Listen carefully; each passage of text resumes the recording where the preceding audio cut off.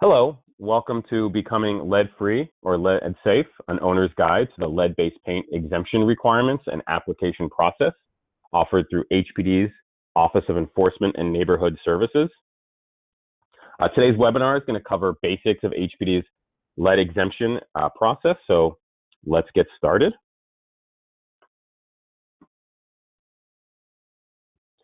My name is Jesse Laufer. I'm a trainer in HPD's Office of Enforcement and Neighborhood Services, or ENS. We are joined today also by Shireen Riazi Kermani. She is the Lead Compliance Officer in OENS. Shireen, would you like to say hello? Hi, Jesse, and thanks everyone for joining us webinar as we continue to focus on this important health topic for New York City. And I'll look forward to answering your questions as we go throughout the webinar. Thank you. Great. Before we get started with the exemption content, a couple technical notes. If you're joining us on a desktop computer, this is what you will be seeing. I just want to point out a couple of features here. There is a handouts section that you'll see. We currently have 2 handouts in there that you can download now or at any time in this webinar. There's the application for exemption, which we'll discuss later, and an FAQ document in there as well. Both of those documents are also available on the HPD website. There is also a questions section. I have a couple things to note about that. That's where you can type in a question that you have for us. If you have a question about something that we cover, you can type in that question anytime. And in fact, I encourage you to write your questions earlier rather than later. Typically, we have a flood of questions toward the end when we get to the Q&A, and so your question will be more likely to be not get lost in that flood if you ask it earlier. So please do that. We'll do our best to answer all the questions or as many questions as we can that come in, but just between the number of registrants and the time that we have, we will likely not be able to get to all of them. So apologies in advance if we are not able to get to your question. On that note, please keep them focused on exemption. There are a number of topics that we have covered. This is the 5th webinar that we've done. The recordings for the previous 4 are on the HPD website. So if you have non-exemption questions, the HPD website, including those webinar recordings, is an excellent place to go to get some of those questions answered. Finally, if you have any technical issues, you can let us know in that questions, through that questions box. We don't often get reports of that, but when we do, most commonly it's an audio issue. And so the first thing we're going to suggest, just so everyone's on the same page, is to log out and log back in. That usually solves it, or to switch your audio method. There's a phone number you can try calling if you're using computer audio, for example, and that usually resolves it. So give those a try. Just a quick look at if you're joining us on a mobile platform. The handouts and question functions are still there. They just might be buried a little bit in a menu. So look around. You should be able to still ask questions and download those handouts. After the webinar, once the Q&A is done, a survey will automatically be launched regardless of what platform you're on. It'll just take a couple of minutes. It's a few questions. We read every response and we use that to improve our future offerings. So we ask that you please take a few minutes and complete that. And then within about 24 hours, so around this time tomorrow, you should be receiving an email and that'll have a link to a recording of this webinar that we are creating now. If you're joining us, not for the live webinar, but for just a recording, any handouts that we reference are available on the HPD website.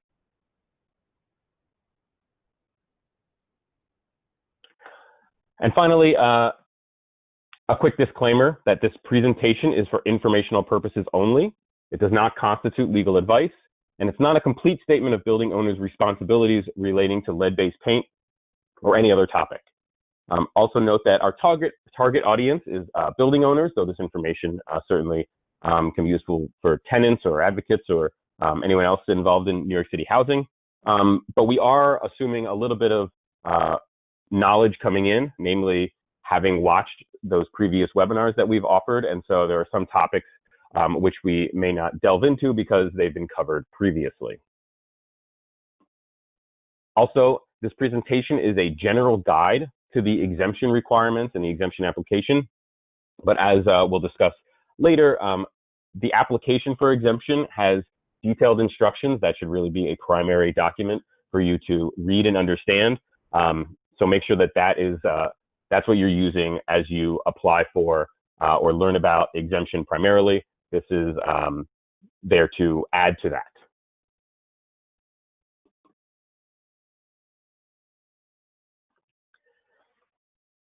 So what are we going to cover today? We're going to start with a brief overview of what New York City lead law requires of owners. That's in part number 1. Then we will talk about what lead exemption is. We'll talk about the types of exemption and advantages of each, how to apply, how exemption status can be revoked, and then we will just wrap up with a couple notes before getting into the Q&A section. I want to remind you again, type your questions at any time. The earlier, the better. So before we jump into owner responsibilities, a quick poll. You'll be able to answer this on your screen. Launching it now. Have you attended any of our previous lead-based paint webinars? So I'll leave this open for about 10 seconds if you want to select the answer, just so we have a gauge of who's been with us before and who hasn't. Okay, about 5 more seconds. 2 and 1. Okay, and let's see. So it looks like the majority of you are here for the first time, so welcome. I encourage you to, once we're done here, take a moment, go to the HPD website. We'll share that information where to go specifically a little bit later, and check out some of our previous webinar recordings to educate yourself about some other topics. For those of you who are about a quarter of you who are coming back, welcome back.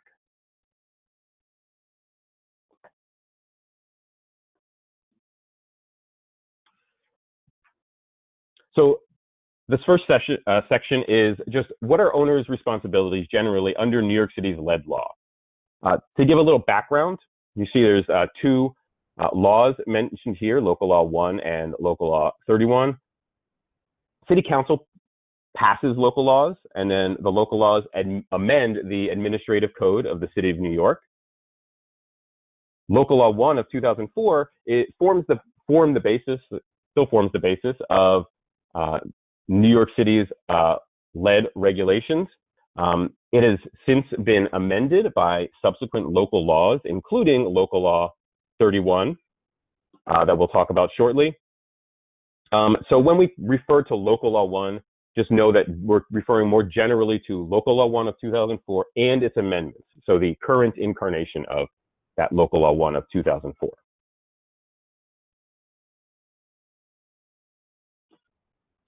So a little bit of history. The sale of lead-based paint for residential use, that was banned in New York City January 1st, 1960. Nationwide, they didn't catch up until about 1978, so New York was a little bit ahead of the curve. It's relevant because under Local Law 1, paint is presumed to be lead-based. Paint is presumed to contain lead if 3 conditions are met. 1, the building is a multiple dwelling. That means 3 or more residential units. 2, the building was built prior to January 1st, 1960. There's the date from our history lesson. And 3, a child under 6 years old resides in the unit. So if these 3 conditions are met under Local Law 1, the paint in that unit is presumed to be lead-based paint. Now, a couple notes to mention here. One is that resides, you see, recently, the beginning of this year, that definition was updated. It includes children who live in the unit or routinely spend 10 hours or more per week there. So that includes the grandchild who spends Monday through Friday during the workday at a grandparent's house. Even if you wouldn't consider them living there, they reside there because of routinely spending 10 or more hours per week there.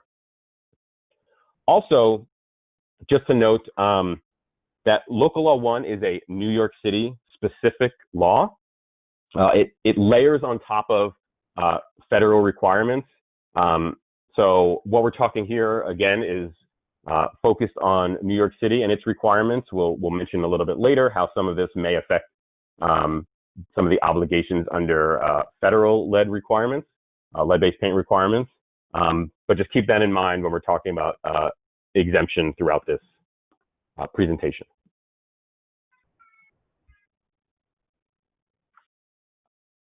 So some of the main takeaways of Local Law 1 is that it's not a violation in New York City just to simply have lead-based paint in a building.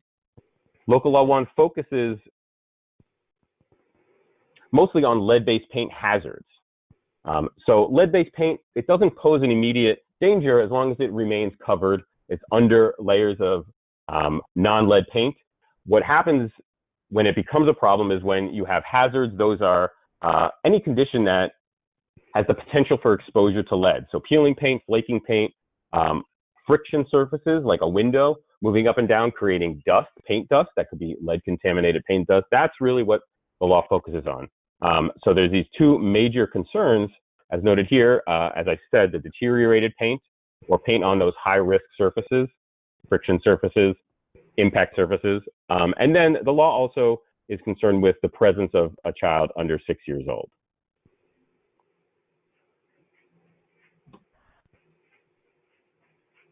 And so Local Law 1, it includes some actions owners have to take to prevent lead-based paint hazards. You know, this is the ideal situation. You don't want these hazards to ever occur. And so there are some actions owners must take, including the annual notice that determines where children under 6 reside within a building. Using that information, owners then perform investigations in those units with children under 6 to identify and then remediate any lead paint issues that come up. And there are also turnover investigations that have to happen when an apartment is vacant. And there is an entire previous webinar that we've done. You can see the recording of that on our website related to turnover investigation. One note I'll make about turnover, and we'll see in the context of exemption and Local Law 31, as we'll discuss shortly, is there is an option to skip testing in some of the requirements of turnover and just assume that that test would have come back positive and do the appropriate abatement of certain components. We'll encourage you, and you'll again see why, we're encouraging owners to do that testing. There's going to be a requirement to do testing anyway coming up. So in that way, you understand where lead paint is and where the expense of abatement actually has to be done, as opposed to just assuming and incurring that expense right away.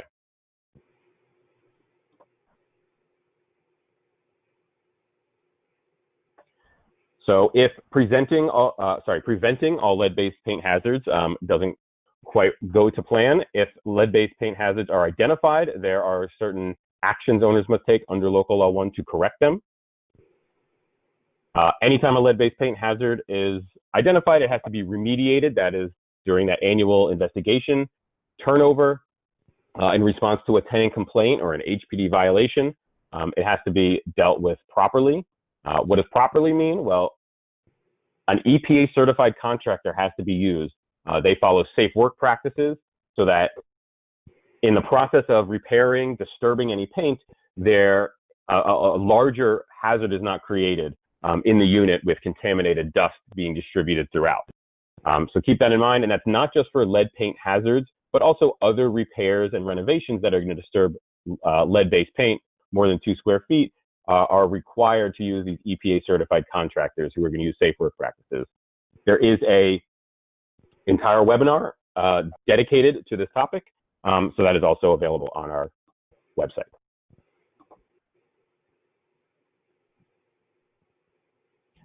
So this is Local Law 1 that we've just discussed, some of the basics.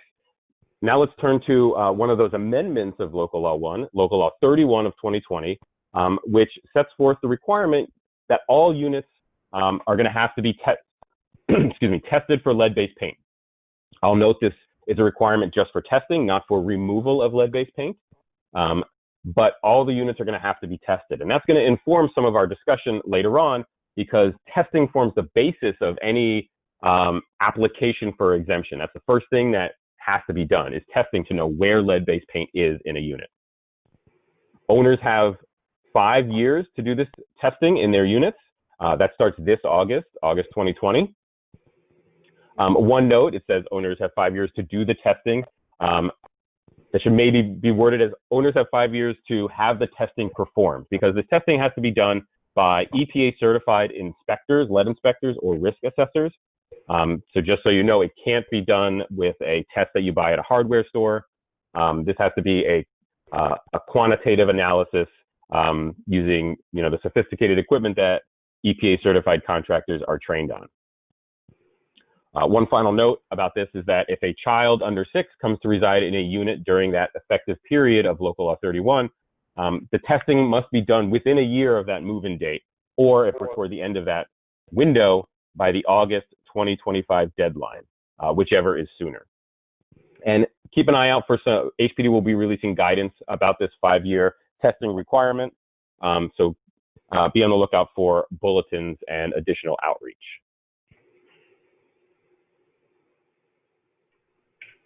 So now that we've discussed what is required under Local Law 1, let's talk about what exemption is. What's the advantages? Why bother? So lead exemption, we talked about the presumption of lead, if those 3 conditions are met. A lead exemption makes that presumption inapplicable to units that have the exemption. As a result, certain provisions of Local Law 1 are not going to apply. A lot of those things that we talked about, depending on the type of exemption, it'll vary the degree to which these don't apply, but it reduces those responsibilities, those requirements. As a reminder, if you remember those 3 conditions for the presumption of lead, this exemption will only be issued to pre-1960 buildings and currently only to multiple dwellings.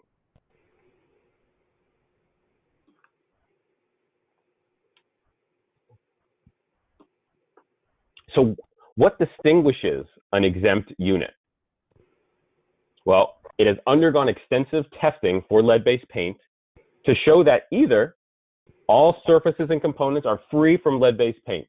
You're demonstrating that there is no lead paint in that unit, or if a surface or component tests positive, it's being abated. We'll define abatement right now. It's the elimination of lead-based paint or lead-based paint hazards. And there's different methods of abatement you see here. There's removal or replacement. That's kind of one class, and we'll see the distinction of that compared to containment and enclosure. And those different types of abatement are going to lead to different types of exemption that can be applied for.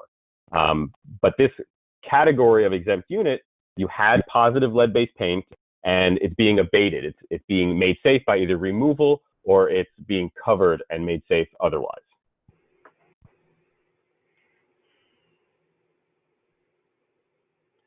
So just to cover again, reinforce the advantages of exemption, it reduces the owner's requirements under Local Law 1. We'll detail some more of those in a moment. But also, as we discussed, there's this 5-year testing requirement for all rental units. So you're going to be doing the testing anyway. It's important to keep exemption in mind while that testing is happening, because let's say all the testing comes back negative, you're well on your way to exemption. So you might as well do it. If there's a few components that test positive, maybe it's worth the cost of abatement there. You have to, weigh the cost versus the benefits of doing that. It might be a little bit of an upfront expense, but it would save you in the long run the ongoing costs of all of those other responsibilities that come under Local Law 1.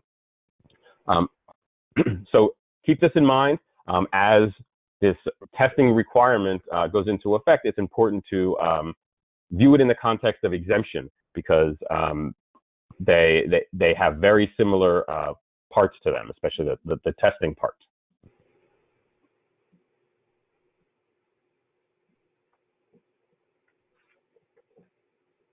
So let's talk about the types of exemption. Generally, there's two different decisions that have to be made, lead-free versus lead-safe exemption. And then the scope of the exemption, are we going to apply to individual unit exemptions versus an entire building? And we're going to talk about the differences there in this section. Before we do so, let's look at a quick diagram of the lead-based paint exemption process. It always starts, as I said, with testing. And if that testing shows that no lead-based paint is found, that's the most direct route, the easiest route to an exemption. And that would be a lead-free exemption. No lead-based paint was found, and so a lead-free exemption can be applied for. If, however, lead-based paint is found, now you talk to an abatement contractor about the options for abatement. And if permanent removal, that removal and replacement, if that is the chosen method, now you do the work. Dust sampling will be done after the work is over to make sure that there's no contaminated dust throughout the apartment. But then a lead-free exemption can be applied for. It's the same endpoint as if no lead paint was found from the start. This third main option is if abatement is done using encapsulation and or containment.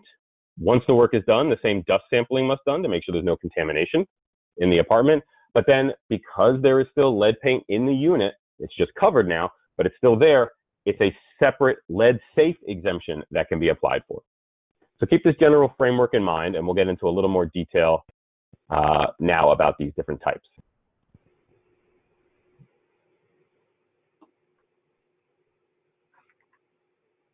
So a lead-free exemption, again, all the surfaces and components, they are free of lead-based paint, and that is arrived at either because the initial testing is all negative for lead, or some of the surfaces tested positive but were abated using permanent removal. So when all is said and done, there's no lead in the apartment, either way.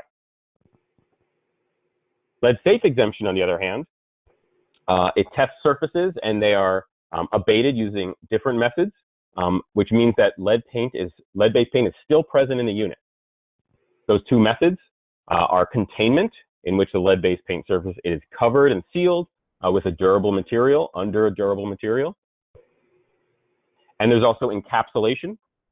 That's a coating that's applied to the lead-based paint surface. A couple notes about encapsulation is that there are some additional documentation, as we'll see, that's required if encapsulation is done. We'll talk about monitoring in just a second, but there's additional monitoring that must be done if there's encapsulation. And there's also some limitations on where encapsulation can be used. Namely, it can't be used on high-risk surfaces, chewable surfaces, binding, friction, impact surfaces, or heat surfaces like a radiator.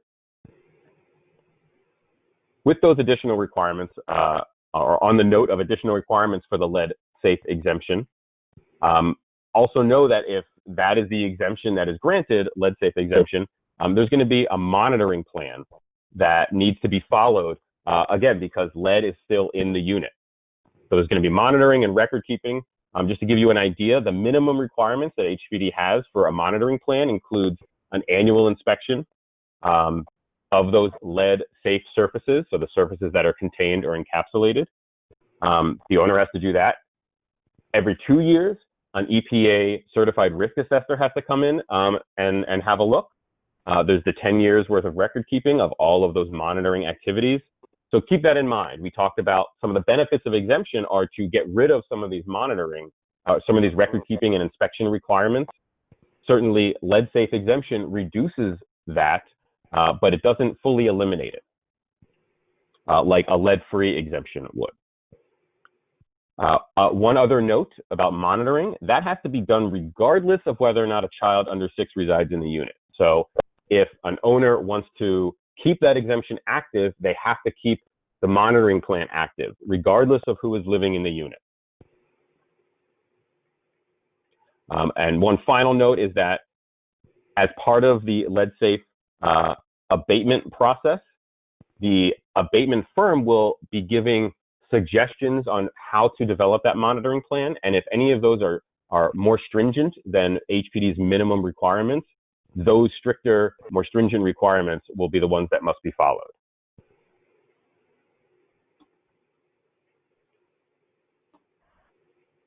So let's delve into some of the advantages of these two different types of exemption, lead-free versus lead-safe. We'll start here with lead-free. The obvious advantage is that per the testing, there's no lead-based paint that's present, or if it tested positive, it's been permanently removed. The main goal of all of this, obviously, is to protect tenants from lead poisoning, elevated blood lead levels. So that's the main advantage. But in terms of owner responsibilities, no more annual notification investigation. The safe work practices done by EPA certified contractors, those aren't necessary. No turnover work. It satisfies the 5-year testing requirement. Lead record keeping no longer has to be done while this lead-free exemption is active. And then the long-term cost savings of not having to do all of those things I just mentioned. Also worth mentioning is the reduced risk of lead-based paint lawsuits, right? Hopefully none of your tenants will have an elevated blood lead level, but you have a little more peace of mind that you know that you did the testing, that the lead, likely did not come from your building as a result of the actions you took, the testing or testing and abatement.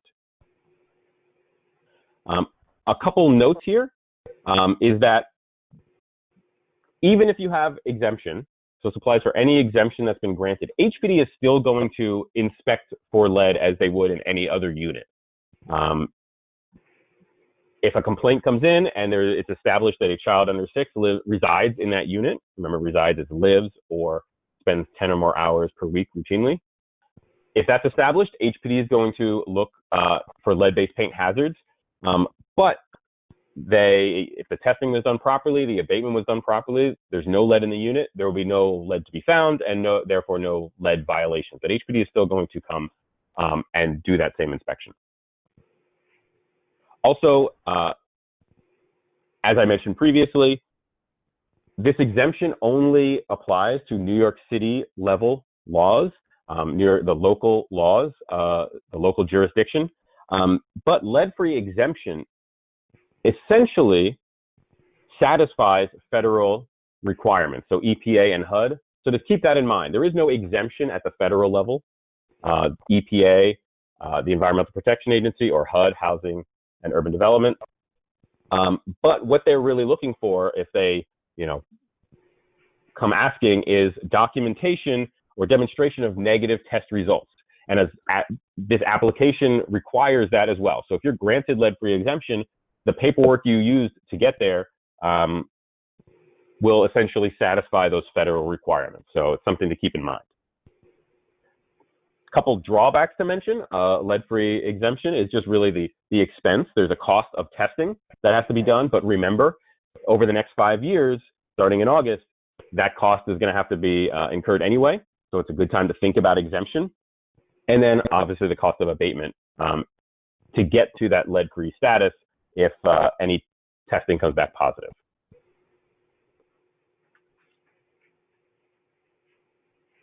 So let's take a look at lead-safe exemption really quick. The lead still exists in the unit, even though it's protected by encapsulation or containment. So there's not quite as many advantages. Definitely lead-free exemption has more advantages over lead-safe exemption, something to keep in mind. But you do have, or you don't have, the annual notification and investigation requirements, though remember there are monitoring requirements at the scope of whatever components or surfaces are contained or encapsulated. No turnover work, though because there is lead paint that's still in the unit, it's a good idea to take a look at those when the apartment's vacant, make sure that nothing is compromised, no lead paint hazards exist.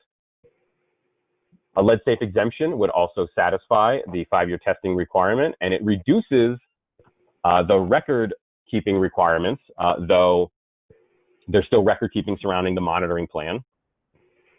And an advantage of lead-safe over lead-free exemption is that it may have lower upfront costs than the permanent removal.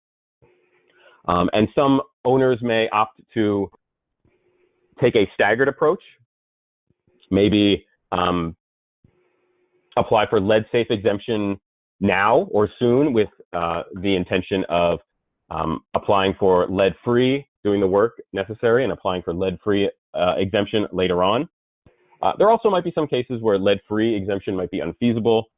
Say there's exposed lead plumbing that can't be removed without redoing a lot of plumbing, and so it has to be contained otherwise. And so lead safe exemption might be the only option available. Some of the drawbacks, though, again, there's the cost of testing, which is going to have to happen in the next 5 years anyway. So think about exemption when it comes to that testing. There's the cost of the abatement, the encapsulation, and or containment, but that may be lower than permanent removal. But again, the biggest drawback, lead-based paint is still present, and so there's the possibility that your containment or encapsulant may fail and create a lead-based paint hazard. And also, if those lead-safe components or lead-safe surfaces need any work, repairs, anything like that, you still have to use safe work practices, and that means hiring EPA-certified contractors to do that work. So things to keep in mind. In addition to the decision of lead-free versus lead-safe exemption, the scope of the exemption, there are options for that as well. There's the individual unit exemptions versus an entire building or complex. You see that there are also further options if you do go with that entire building or complex regarding different permutations of the dwelling units and common areas. But the main point here is that at the building or complex level for exemption, that's really only used if testing is done by random sampling. So the way that your EPA certified lead inspector or risk assessor is going to do the testing, they'll follow the HUD guidelines on doing that, which allow for a statistically determined random sample of units to make generalizations about the building. Some of the advantages of that are lower upfront costs. Hello. But there are significant disadvantages to that, which is if lead-based paint is found in any single unit, then HPD, by HPD or Department of Health and Mental Hygiene, flexible, then the exemption will be revoked for the entire building.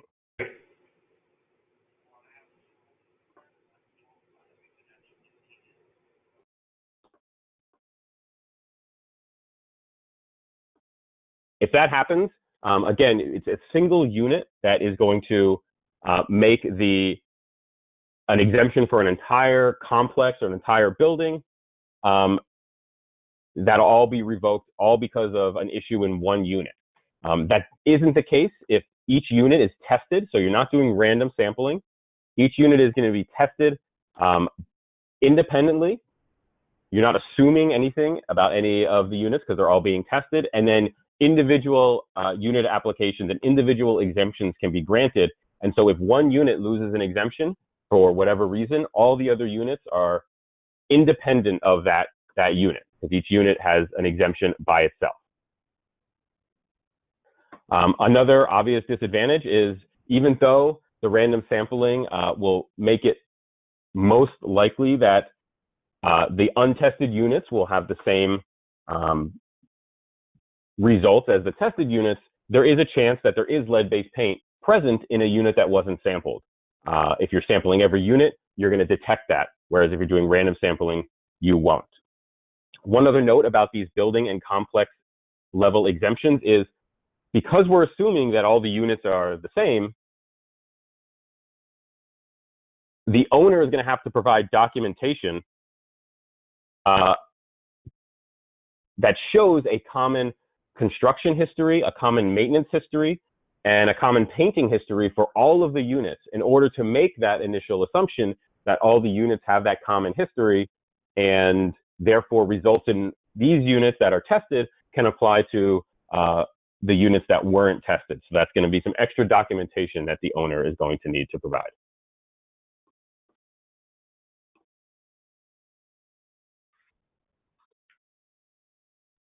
So we have another quick poll here.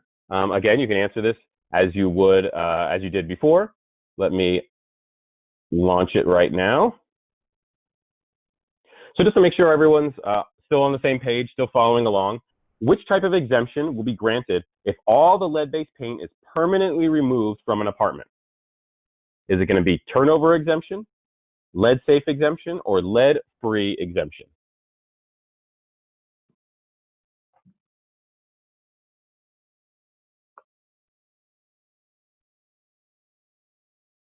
I'll give it another 5 seconds.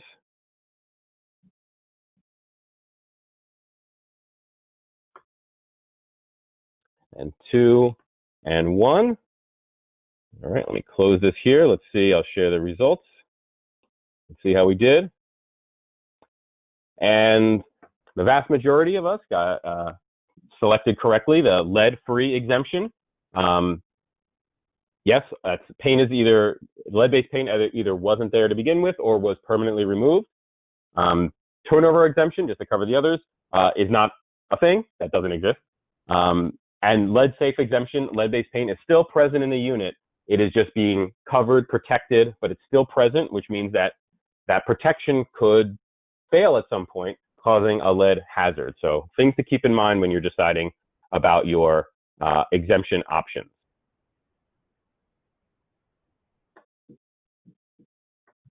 So let's move on to how to apply for exemption.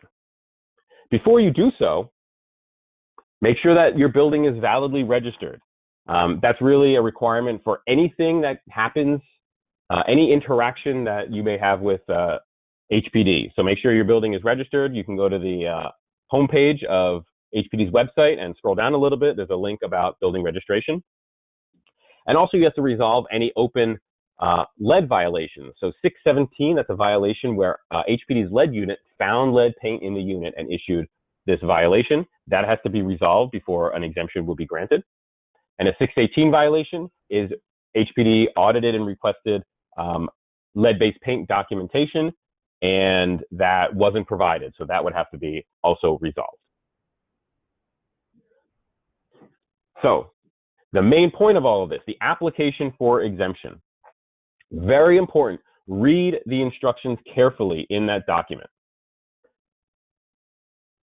You want to make sure that you do so that you hire the correct contractors, so that you meet all of the requirements set forth, and so that you submit all the proper documentation. The actual submitted part of the application, I'll show you in a second, is actually fairly short. It's just a few questions about the owner, the property, the application type.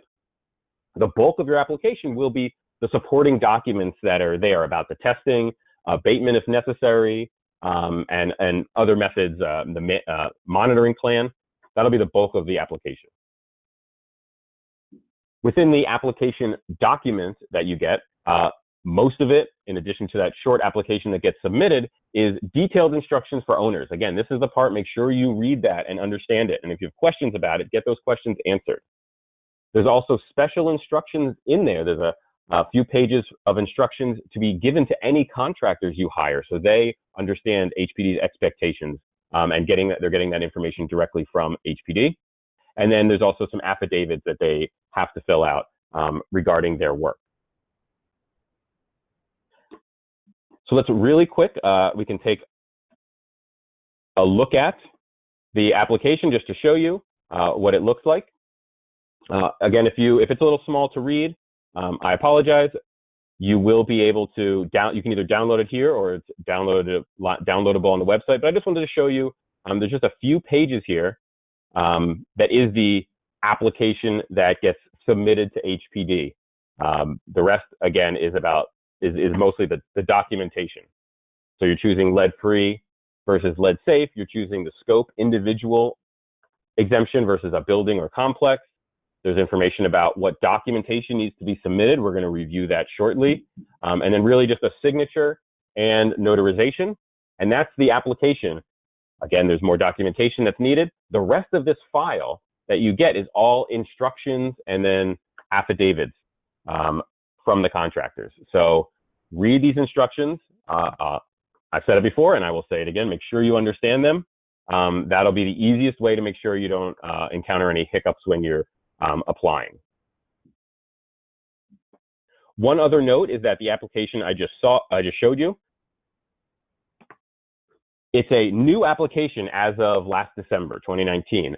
So if you've gone through or attempted to go through the exemption process before, or you downloaded some forms, sometime last year, there is a new form, and that's the only one that's being accepted at this time. So just make sure as you go through all of this, the requirements have changed, the options for exemption have changed. So make sure you have the newest form, which again is available for download right now through the webinar or on the HPD website. A couple other quick notes that the application, I mentioned this before, but it can be submitted at any time. It does not depend on whether or not a child under 6 is living in a unit or in a building. And it's currently a paper application, but HPD is building an online service that is expected to be available in 2021 for these applications. And finally, applying for exemption is free. So, testing is not, but testing is going to be required over the next 5 years anyway. And especially if that testing comes back negative, follow through with this exemption process and save yourself some of those responsibilities going forward.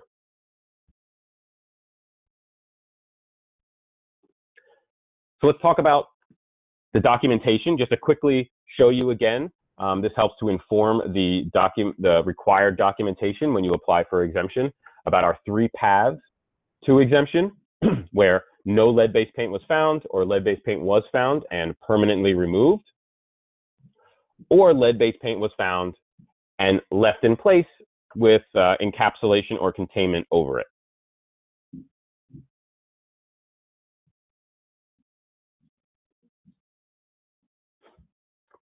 So we're going to create a little table to show just generally what types of documentation are required. So what we have here, these categories are lead-free, no abatement required, and this is what you'll see in the application, some of the language you'll see. But what that is, we've already talked about it, that's a lead-free exemption that you're applying for where all the testing was negative. So no abatement is required. Nothing needs to be removed because no lead paint was found. The second column, lead-free where abatement was required, it's a lead-free exemption. You're applying for it because you did testing. Testing came back positive, and all of those positive components were abated with permanent removal. So in either of these cases, again, at the end of the day, there's no lead paint in that unit. And then we have our lead-safe applications, or lead-safe exemption.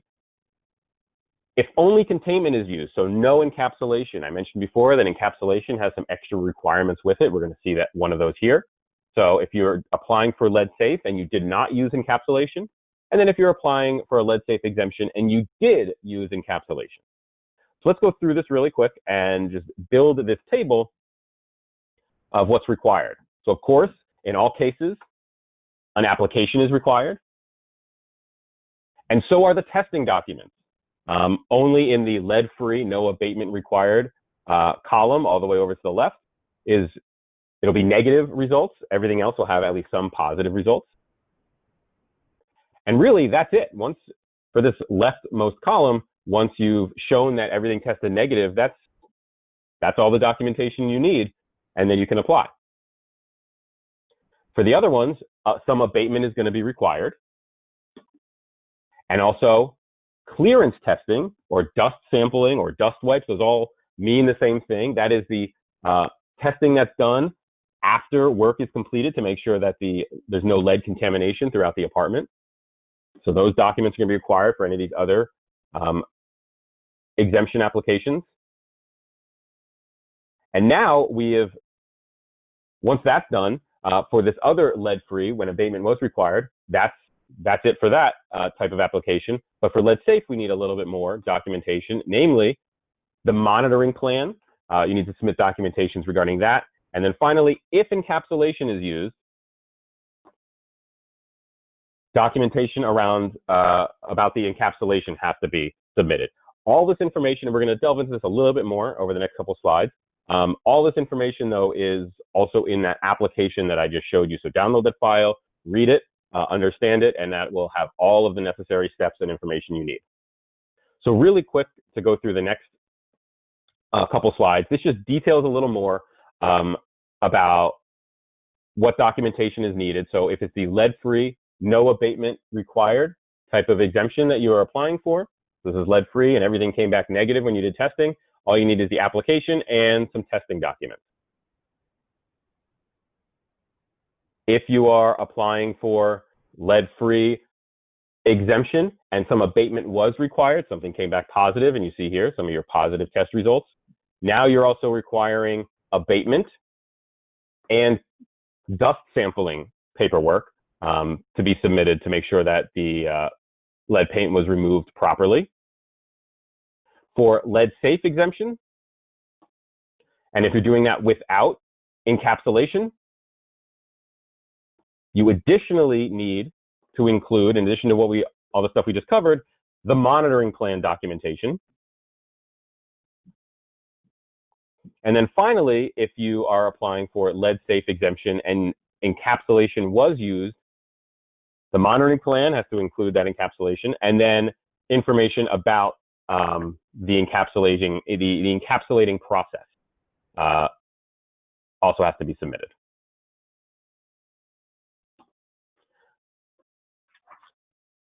So that's the documentation paperwork.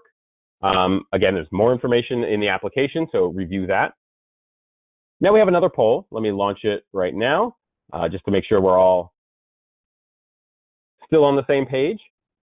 Which type of application for exemption requires the least amount of documentation?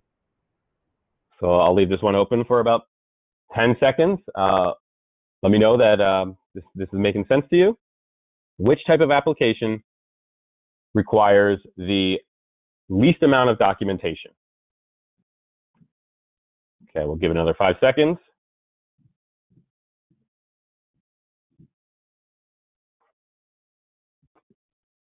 All right, let me close this and share it. And the results show excellent, overwhelmingly, 96% it looks like, pick the correct choice, the lead-free when no abatement is required. That's just the application and the testing that shows that everything is negative. That is the simplest route to getting an exemption. The list that you have here, as you go down that list of options, the amount of documentation that's required increases. The different types of documents you need to submit increases as you move down. So just something, again, to keep in mind when you're choosing your lead-free versus lead-safe exemption application type.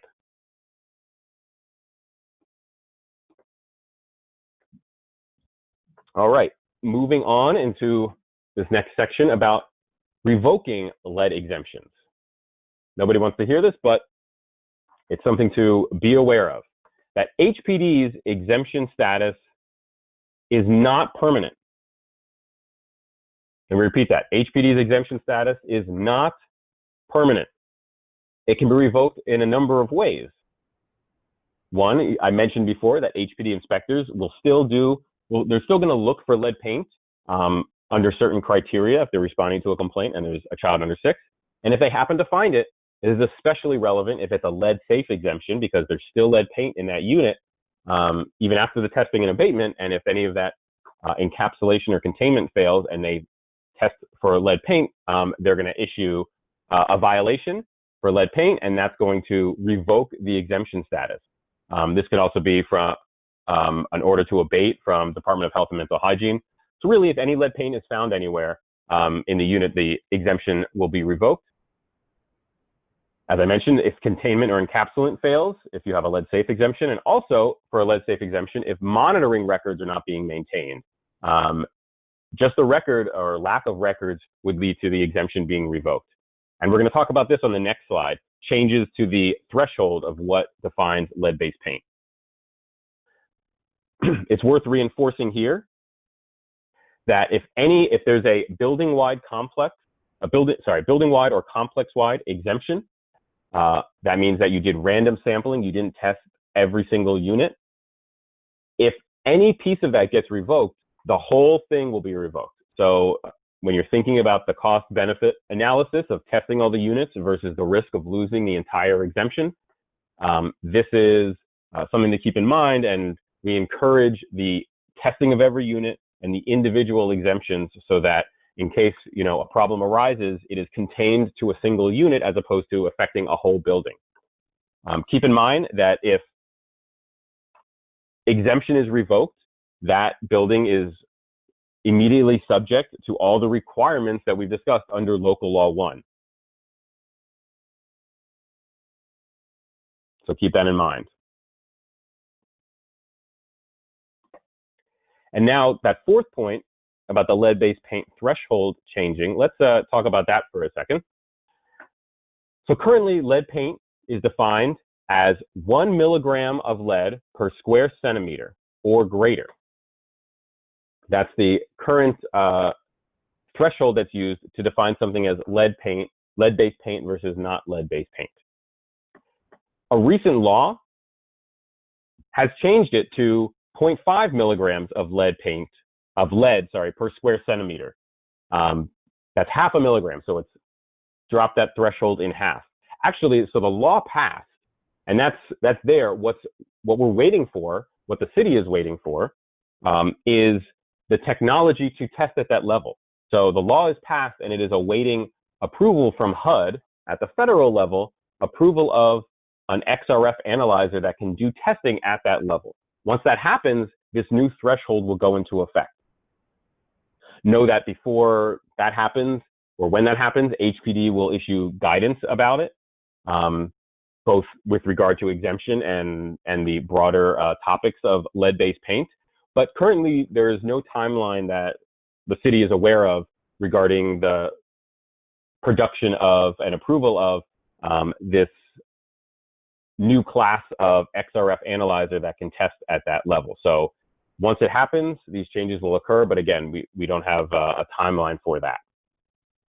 But once it does happen, exemptions will remain active until turnover, so until a unit becomes vacant, at which point an exemption application will have to be resubmitted using the new lower threshold for the testing documentation. And again, there'll be guidance from HPD regarding that when it happens.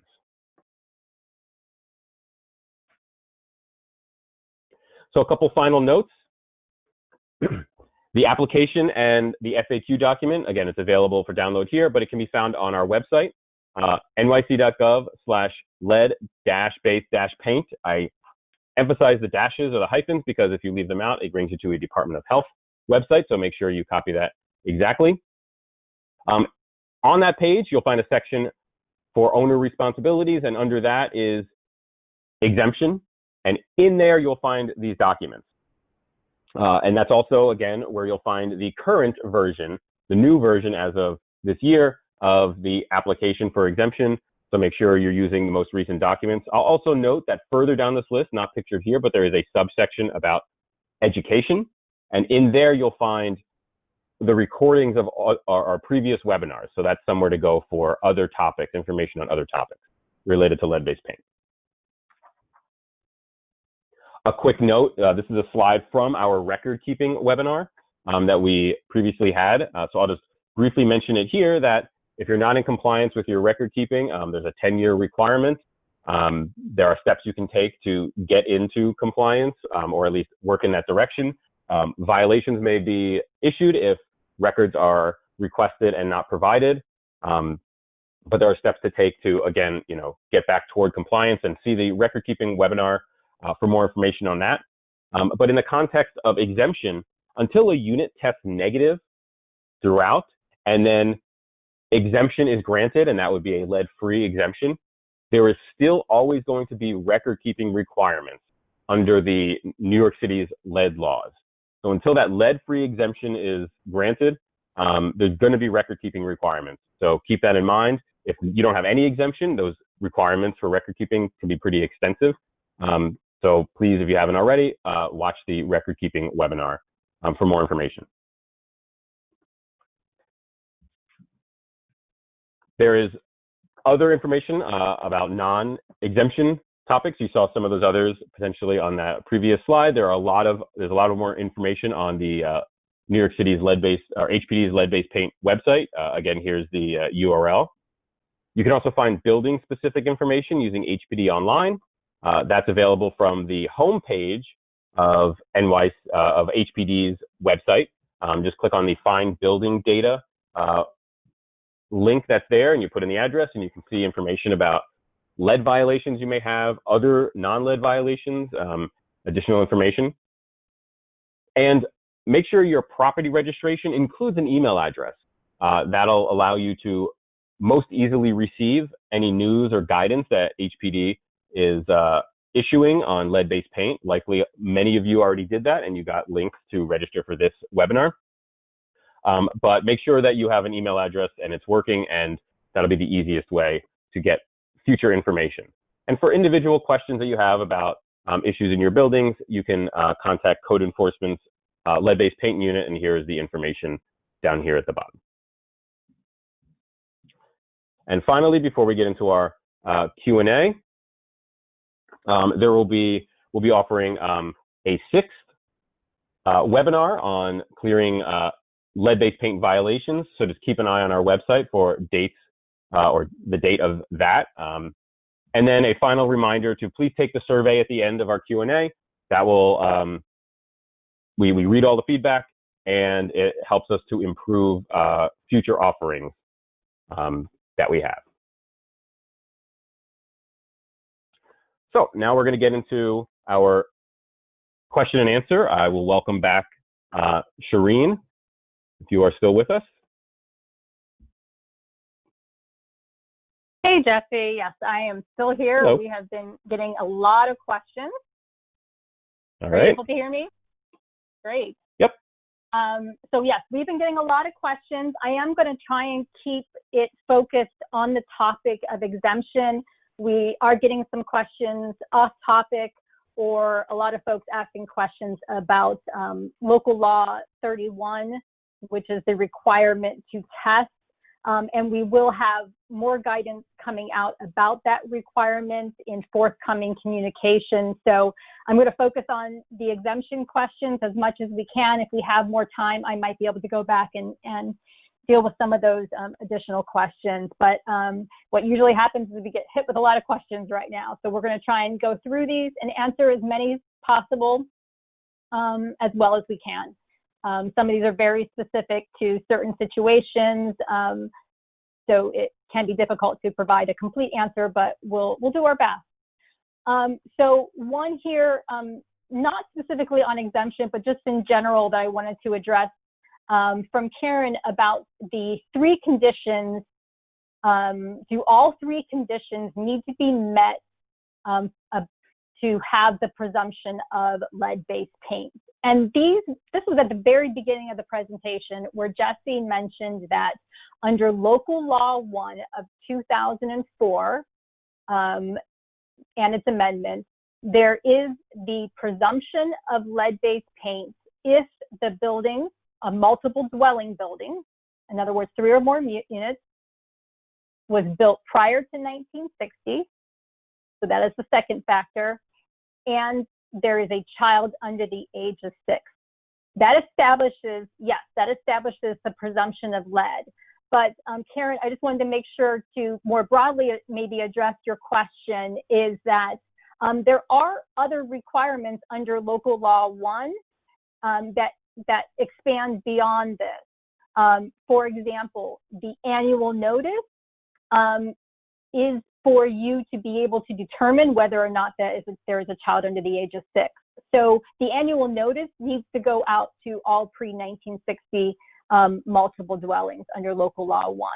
Additionally, the turnover requirement, we went over that in a previous webinar, that applies in pre-1960 buildings, multiple dwelling buildings, and private dwellings, regardless of whether or not there was a child in there previously as a tenant or a child planned as a future tenant. So there are requirements under Local Law 1 of 2004 that go beyond the scope of whether or not there is a child under 6 in that unit. So I just wanted to clarify that. But yes, the technical part here about the presumption of lead-based paint, yes, all three conditions under Local Law 1 would need to exist. And then The next question that we have here is from Eric, and I'm just going to read through this here. Regarding the year the building was built, and we have a few of these like Eric's question here, so we might be able to wrap them all up in here. If the building was gut renovated more recently and there is documented proof of this, can you get an exemption without going through the testing generally needed for an exemption? Simply, no. We need to have proof that all fixtures in the apartment, that it tests negative for lead-based paint. So I think that's going to cover a lot of questions that we have from folks, whether or not they've done some sort of gut rehab, and they don't have maybe the test results from that point in time. Can they just submit paperwork that shows maybe that they did that gut rehab, and that would be something was accepted? No, we do have to have testing documents in order to be able to establish that there is no lead-based paint in that unit. So hopefully then the renovation that you did, Eric, did remove everything that would test positive from lead, so you would just be doing the testing. And additionally, the local law 131 is going to require that testing be done anyway. You cannot just provide documents that show that a gut renovation was done. So unfortunately, for either the exemption or to meet the requirement under the local law 31 that goes into effect in August, you would need to do testing.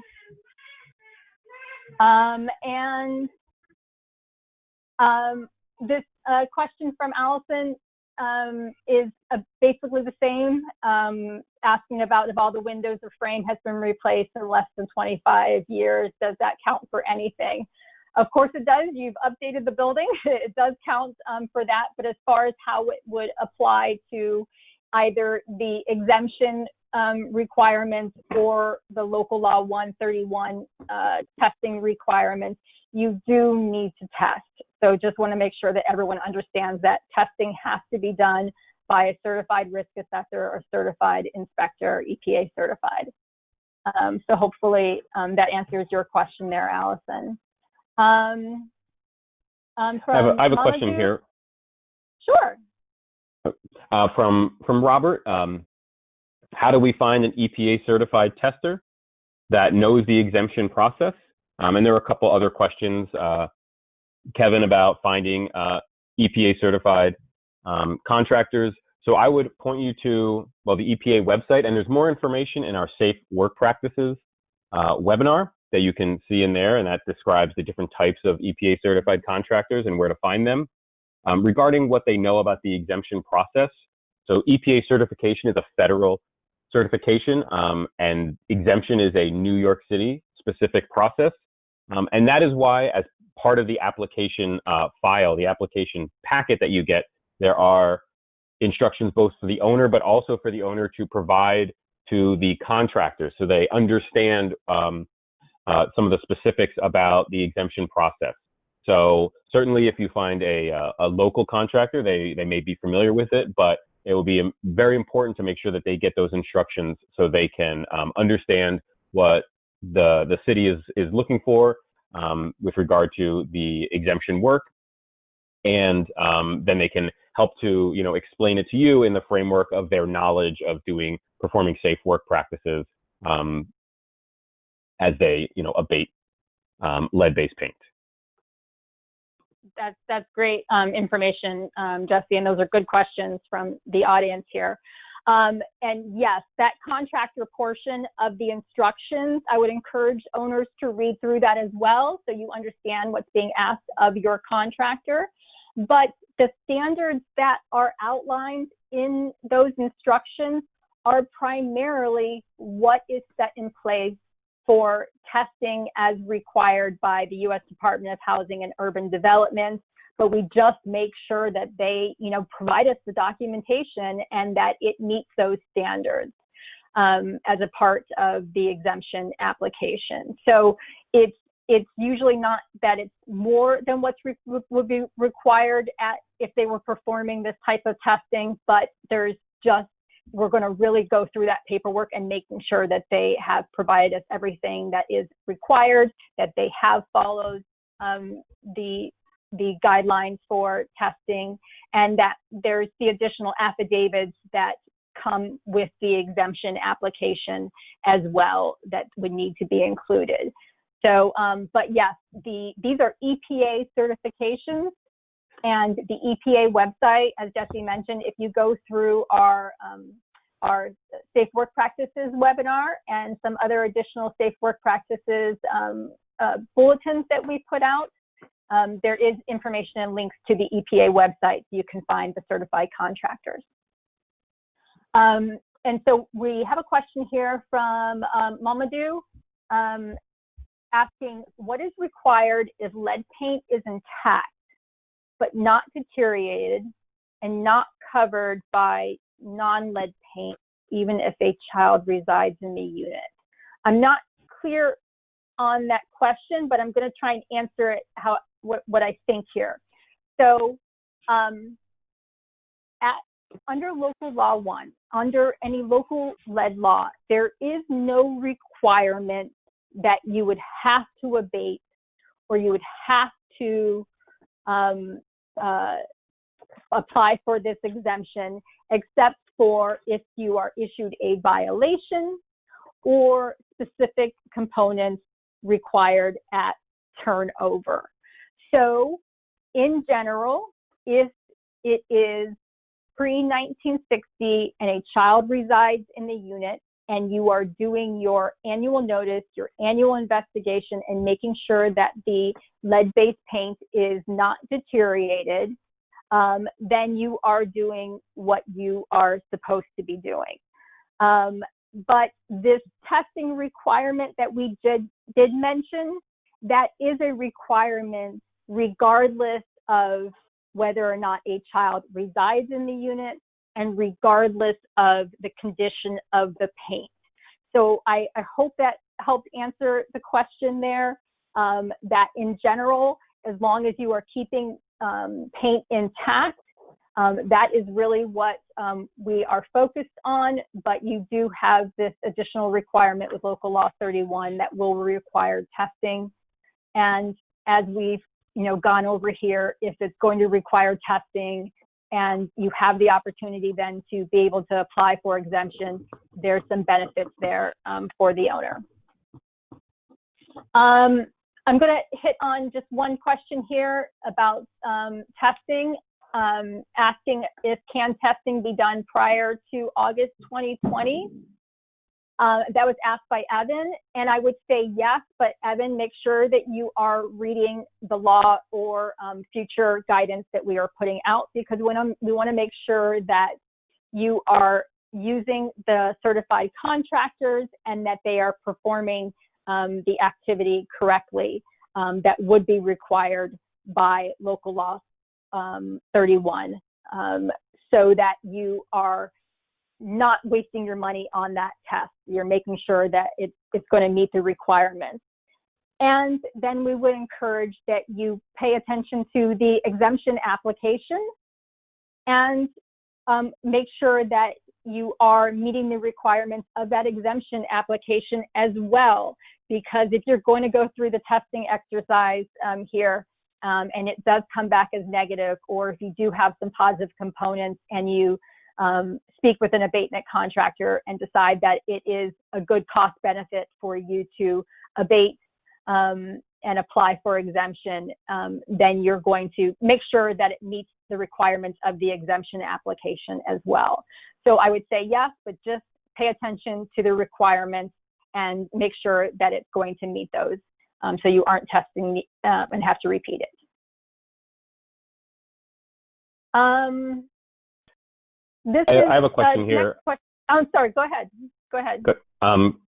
From Karen, it's building on the gut renovation type question before about if heat pipes or radiators weren't part of that renovation. So if those are old and still likely contain lead-based paint, can those be boxed in or surrounded by a radiator cover to obtain an exemption status? So again, aside from the discussion of gut renovation not being good enough to apply for exemption, testing documentation still needs to be provided. If there are components in a unit that still contain lead-based paint, the only option for exemption is going to be a lead-safe exemption. And so after the testing is done, you'll have a conversation with an abatement firm about how those can be properly contained or encapsulated.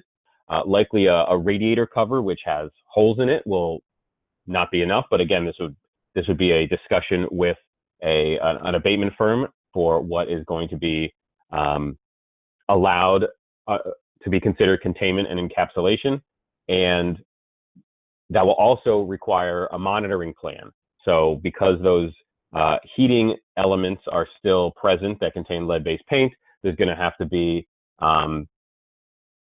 ongoing monitoring to make sure that whatever is used to contain them is staying intact over the years. And one final thought, because they are heating surfaces, if it's heat pipes or radiators, encapsulation wouldn't be one of the options that would be available, because again, if you remember that's not allowed on high risk or heating surfaces, because that will lead to its deterioration.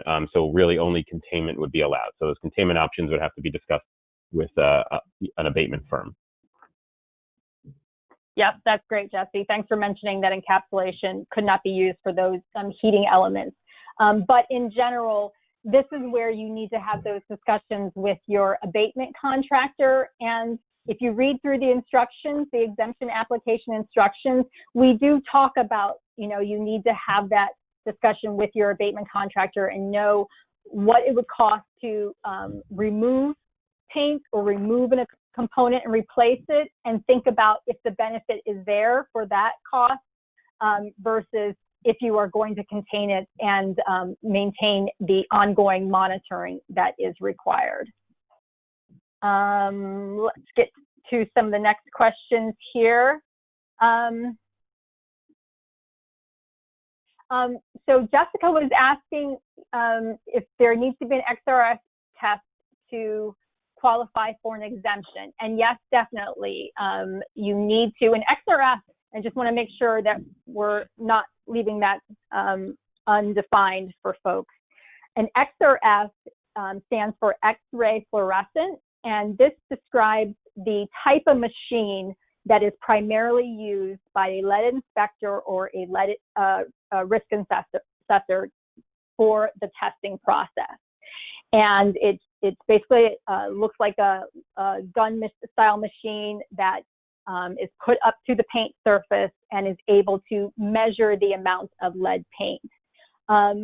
Sometimes a paint chip is also done to further verify the content of the paint, and that is primarily done if there is perhaps a metal surface behind the paint, or if the X-ray gun, sometimes on an uneven surface, it is not able to make the reading, and so a paint chip can be done. But yes, an X-ray XRF gun is what's used primarily for the testing, and as we have gone over here, testing is required at the minimum to show that it is negative for an exemption.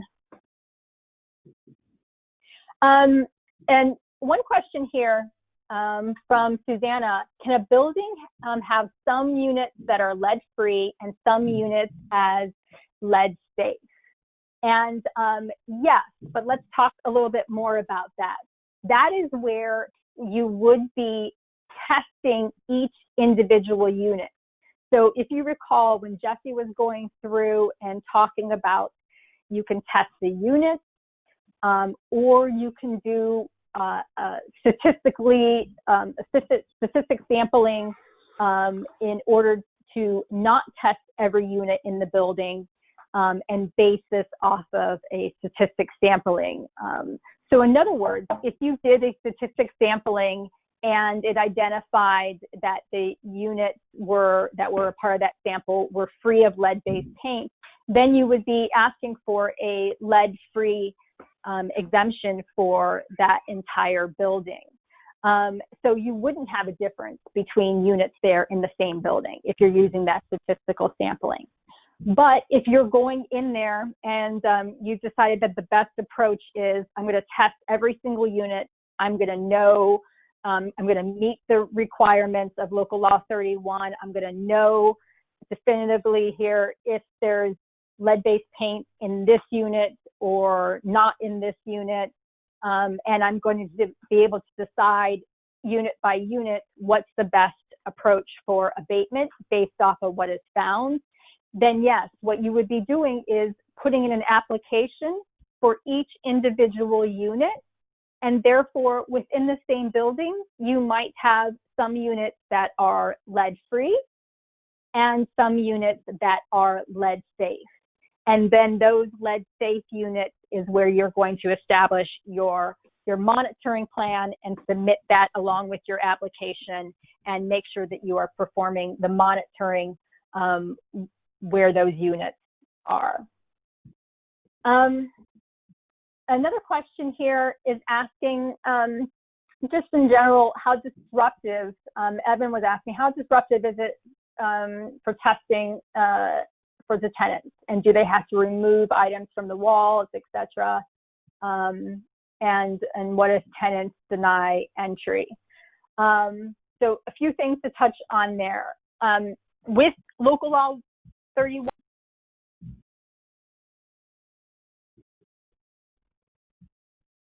and work on getting in there, Evan, and getting in there before the 5-year timeline. And then how disruptive is it to testing? They do, when a certified lead inspector or risk assessor comes in to do the testing, they do need to access all components. It doesn't mean they have to access the entire wall. So in other words, if there are pictures up on the wall, they can do the measurements from other areas on the wall. But they do have to access every room, and they do have to be able to access every component in that room. This includes closets. So you have to think about it from that standpoint too, is that they need to be able to get a look inside that closet and take some measurements within that closet as well. So as you're pointing out here, there may be some negotiation with tenants that you have to prepare them for this ahead of time.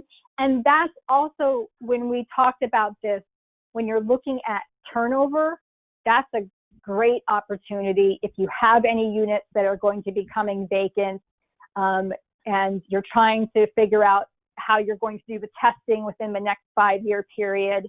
That's a great time to be able to go in, do the testing, know where you have to do your turnover requirements based off of that testing, and then also know that you have met the Local Law 31 requirements, and based off of your test results, if you're going to be able to apply for exemption. So just really want to encourage you to be able to think about this. You've got 5 years to do the testing. You do have the opportunity to also apply for exemption. Is there a way that you can do this at turnover that makes this less disruptive? And if you want to do abatement, then much less disruptive as well.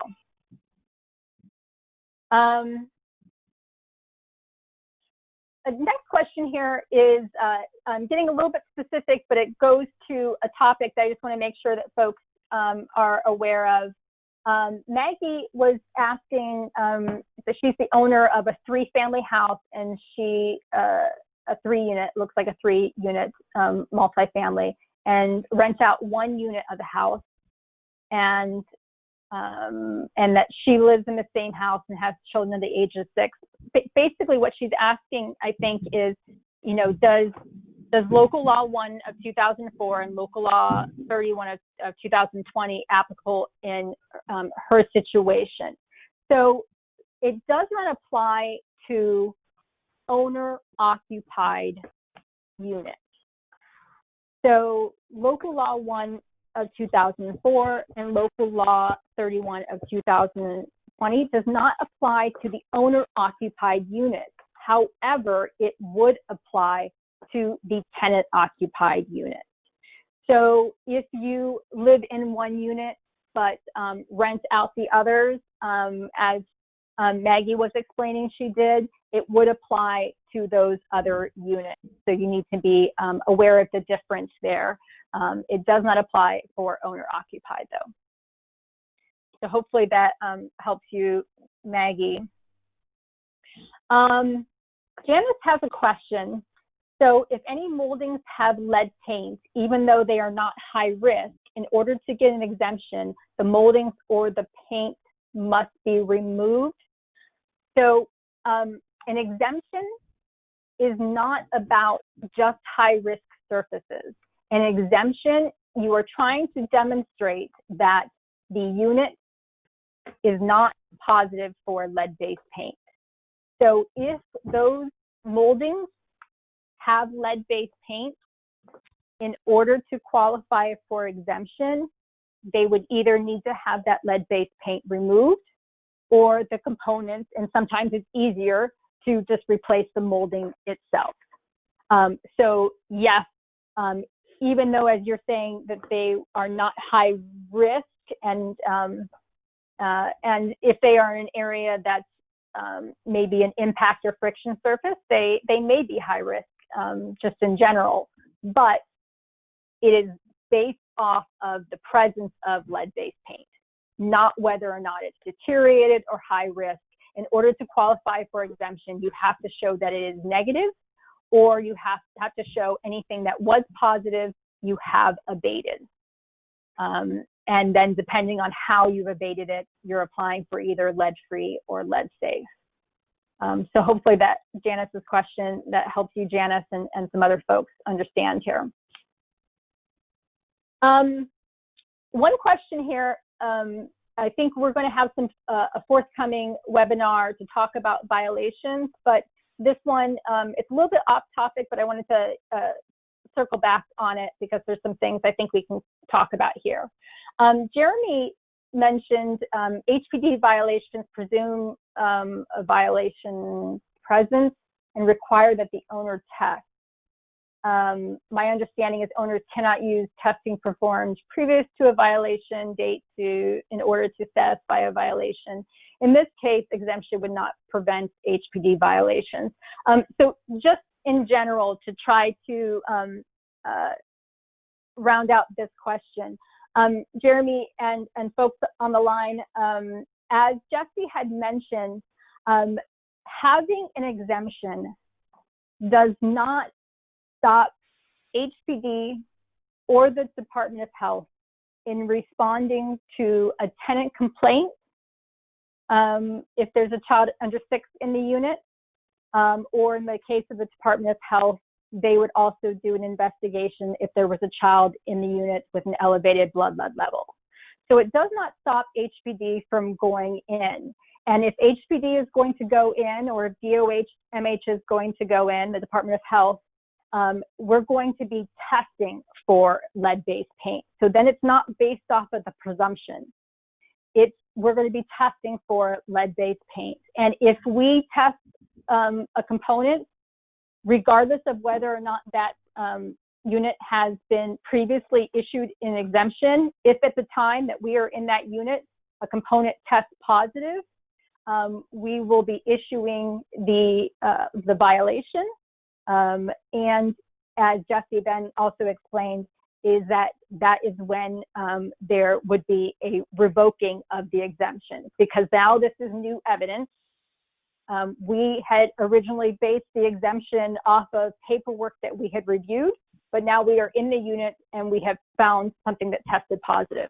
This is new evidence of lead-based paint that goes against the paperwork that we had previously reviewed. We would be issuing the violation and we would revoke the exemption. You would have to resolve the violation and work with the exemption unit to be able to get your exemption back.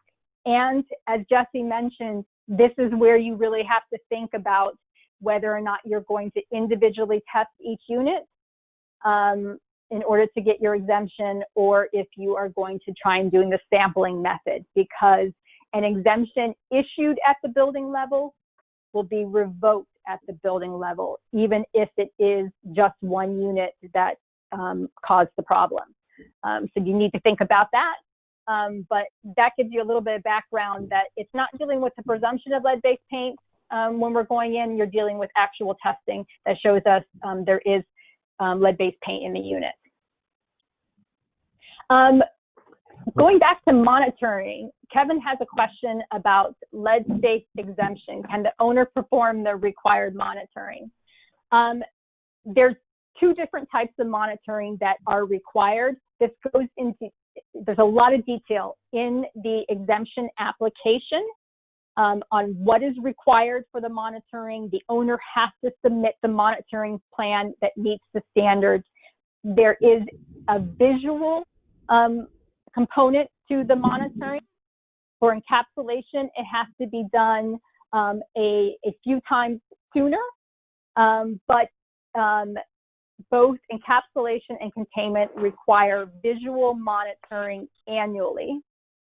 That can be performed by the owner.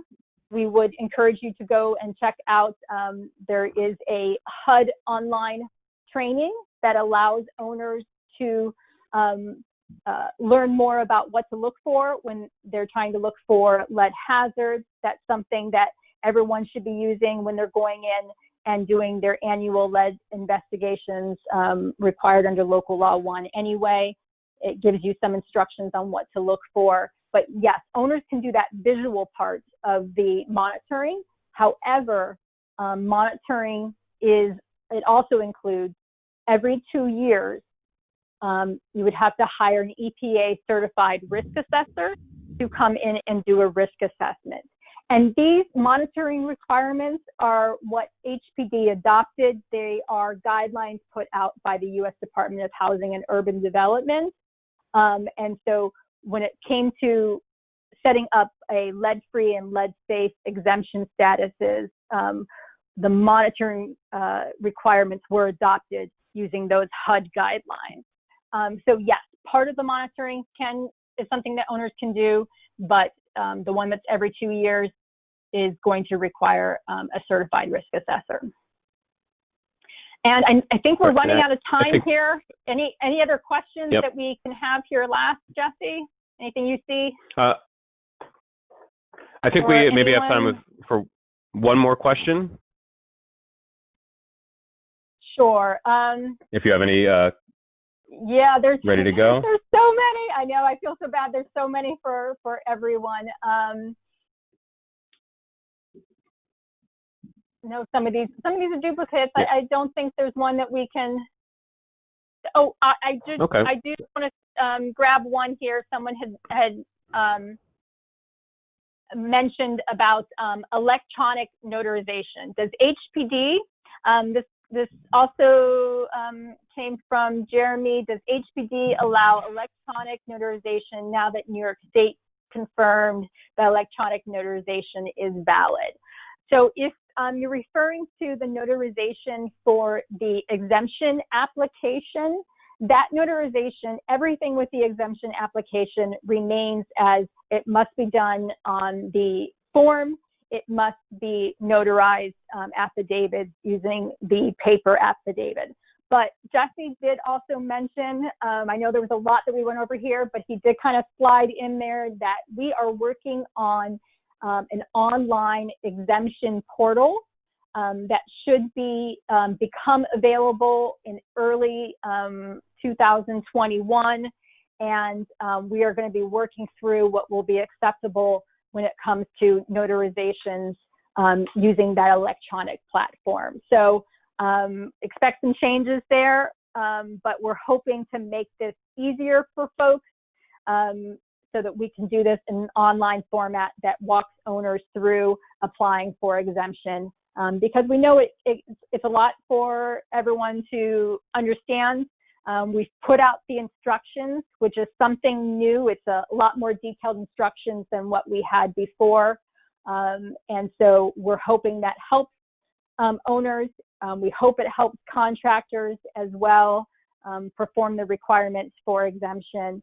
But we're continuously improving, and if we can get the online portal up here, you can expect some changes there. So I think that's the last question we can do here, Jesse.